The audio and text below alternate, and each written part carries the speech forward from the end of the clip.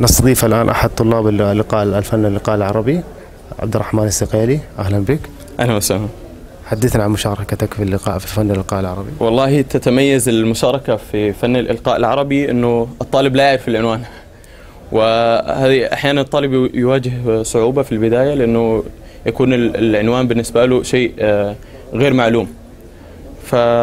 يعني الحمد لله ألقينا أكثر من مرة، لكن وكذلك العنوان هل هو علمي أم ديني، فهي من الأشياء اللي كانت شائكة حتى في إعداد المقدمة. هل كان اختيار الموضوع مناسب لك بالقراءة بنظام القراءة؟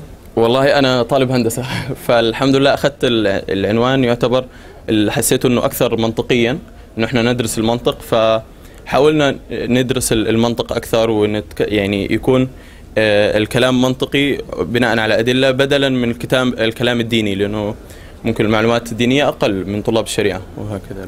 الجوانب الأساسية اللي ركزت عليها في المشاركة؟ الجوانب الأساسية كانت تعتمد على المنطق أو وضع أدلة، وجعل المشاركين أو الحضور يتفاعلون بطريقة السؤال منهم أو تحريك عواطفهم. هاي كانت أكثر شيء يعني في الخطبة، والحمد لله. ما سبب دخول قصة واقعية في الفن الإلقاء؟ القصص الواقعية خاصة لو من حياة الشخص الملقي تكون مؤثرة بصفة عامة، في أي إلقاء تكون مؤثرة لأنه هو يرويها وهي حدثت له.